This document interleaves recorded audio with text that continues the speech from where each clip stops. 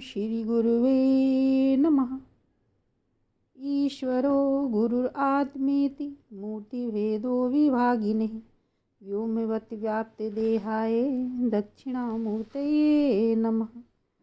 ओम पूर्णमदः पूर्णमिदं पूर्णात् पूर्णम् उदच्यते पूर्णस्य पूर्णम् आदाय पूर्णम् एव अवशिष्यते।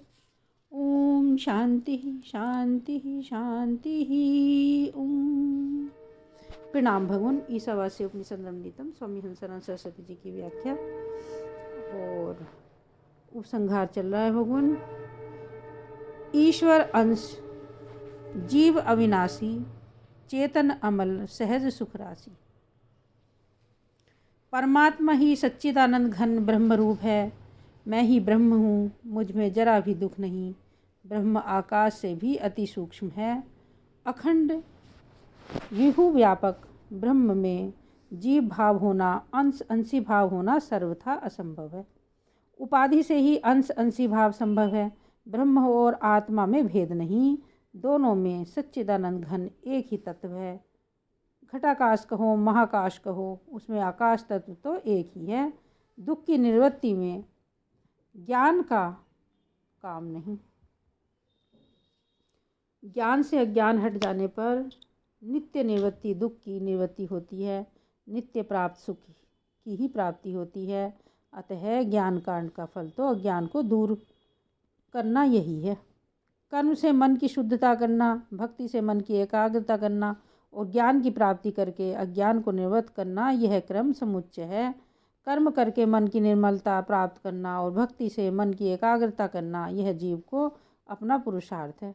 यह जीव का अपना पुरुषार्थ है। मगर ज्ञान तो ईश्वर और गुरु के अधीन है। गुरु कृपा, ईश्वर कृपा से जीव को ब्रह्म ज्ञान हो जाए तो सच्चिदानंद घन ब्रह्म है, वही मैं हूँ, ऐसा ज्ञान होता है। मैं अशरीरी हूँ। जीव ईश्वर के ये जो व्यष्टि समष्टि शरीर, जागृत स्वप्न सुषुप्ति हैं, उन सब शरीरों से मैं भिन्न हूँ, ऐसा उसे ज्ञान होता है। ज्ञान होने के पहले देहाभिमान होने से कर्म और उपासना हो सकती है।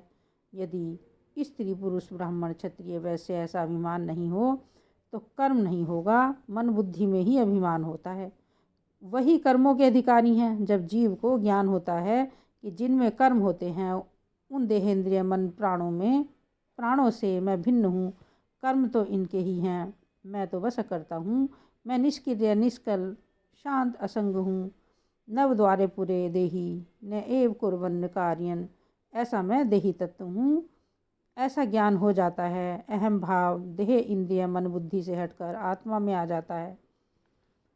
अहम ब्रह्मास्मि ऐसा कहने लगता है तो इसमें कर्म कैसे हो सकते हैं? ज्ञानी में ज्ञान कर्म का समुच्चय सुतराम संभव है। देहेंद्रिय मन बुद्धि प्राणों में अहंकार मैं भाव करना, यह अंधकार है। देह आदियों में ही कर्म है, देह का ही जन्म मरण होता है। मगर जीव अपने को ही कर्म करता मानेगा, अपने को ही जन्म मरण वाला मानेगा, तो उसका फल भोगना ही पड़ेगा। वास्तव में चोरी नहीं की है, मगर कोई अपने को चोर ही माने तो चोरी का दंड भोगना ही पड़ेगा। करई जो कर्म पाव फल होई, करई जो कर्म पाव फल सोई।